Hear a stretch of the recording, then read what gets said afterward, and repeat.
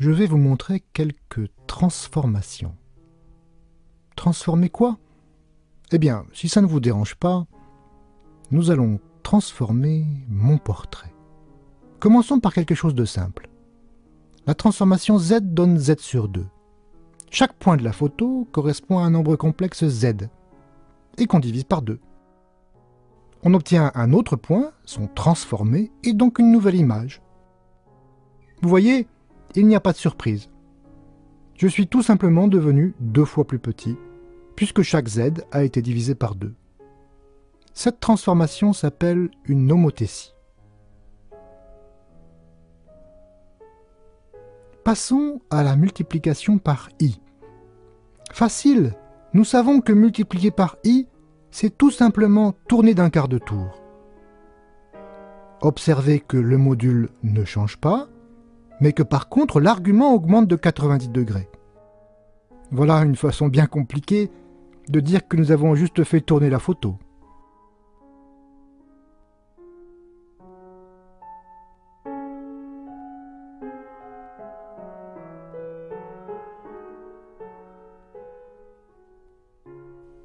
Allez, un peu plus compliqué. La multiplication par 1 plus i.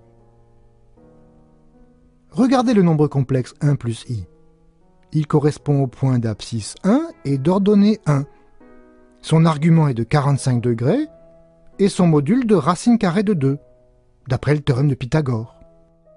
Multiplier par 1 plus i, c'est donc d'une part multiplier le module par racine de 2 et d'autre part ajouter 45 degrés à l'argument. En clair, il faut combiner une homothétie et une rotation. On appelle cela une similitude.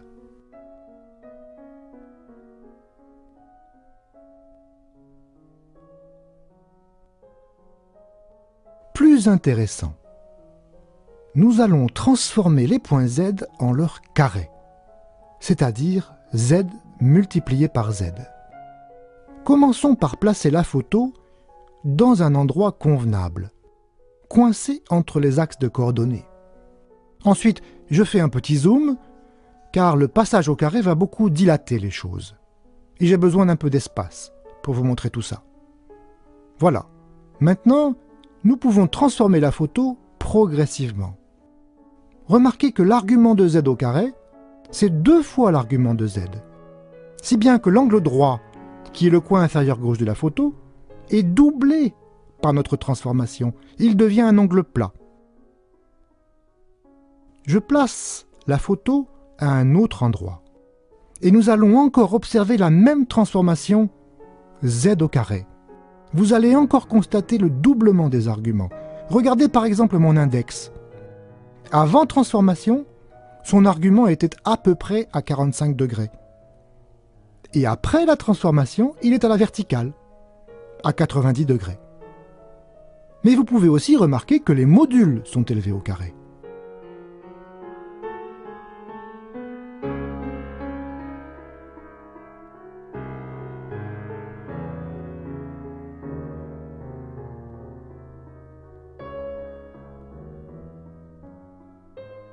Passons à une nouvelle transformation, celle qui envoie le point Z sur -1 sur Z.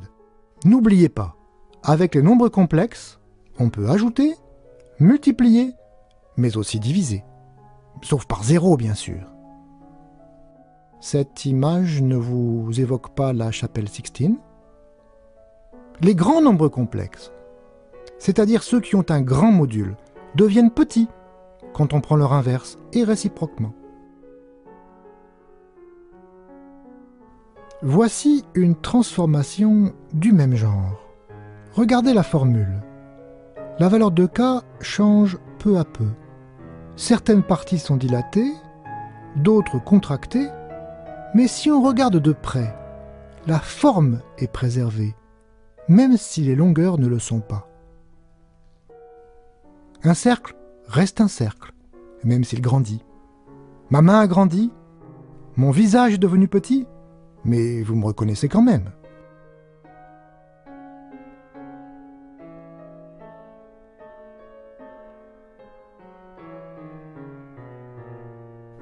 encore une transformation, encore plus compliquée.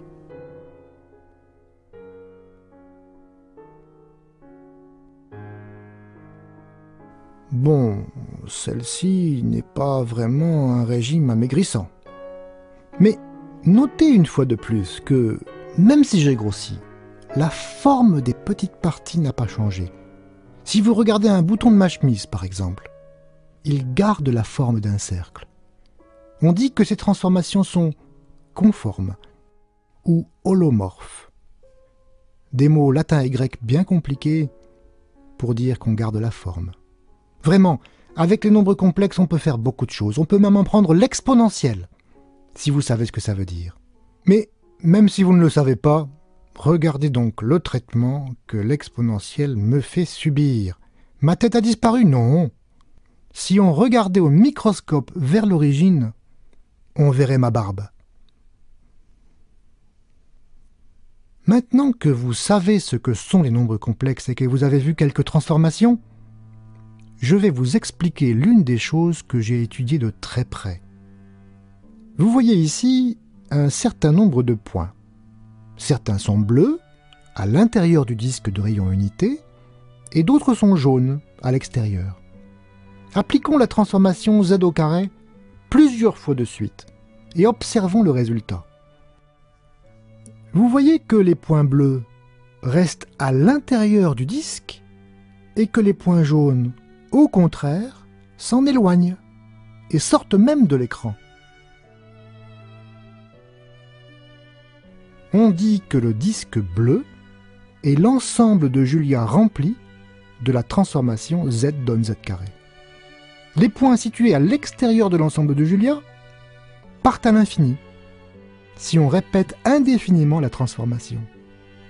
Mais on peut jouer à ce jeu avec d'autres transformations, comme par exemple celle de la forme z carré plus c, où c est un nombre complexe de notre choix. Pour chaque nombre c, on a donc un ensemble de Julia dont la forme varie quand c varie.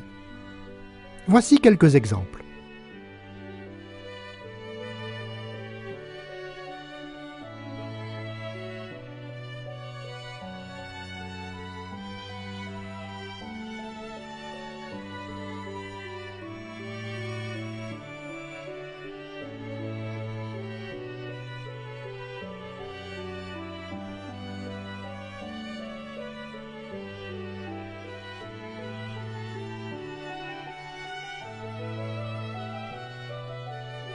C'est celui-ci que j'ai appelé le lapin.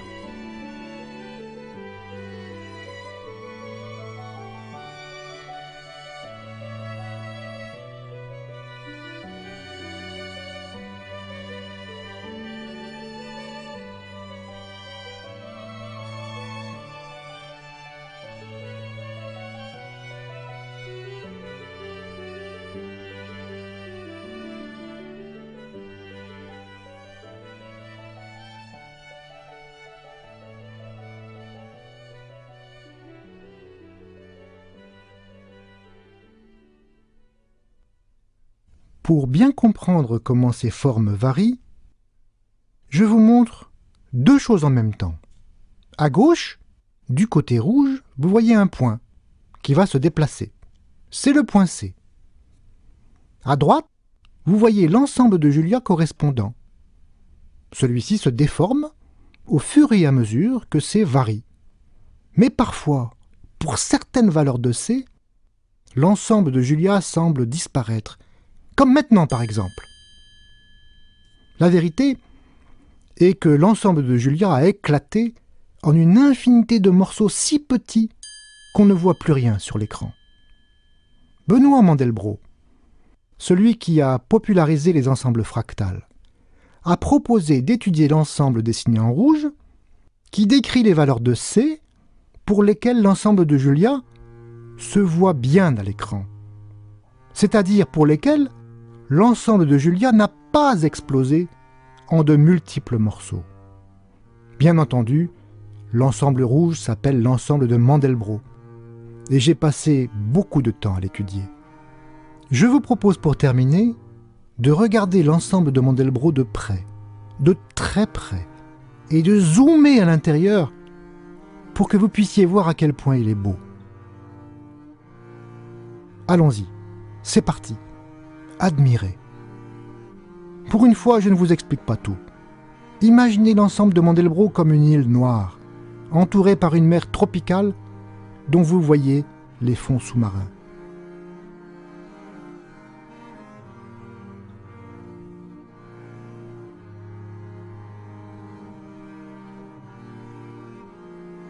Je vous le dis, vous êtes en train d'observer des détails vraiment microscopiques.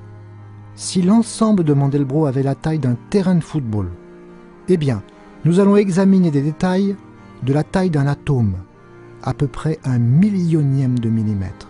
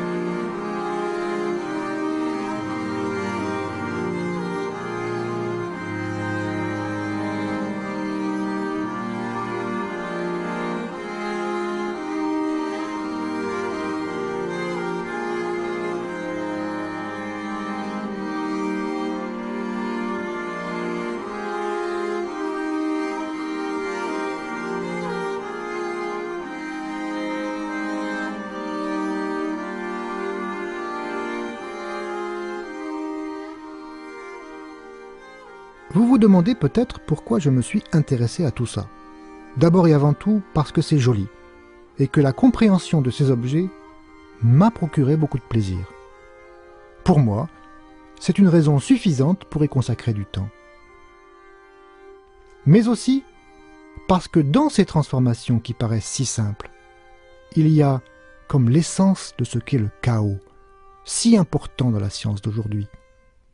Des choses simples engendrent des structures riches. Étudier des phénomènes compliqués, dans leur incarnation la plus simple possible, c'est souvent ça le rôle du mathématicien.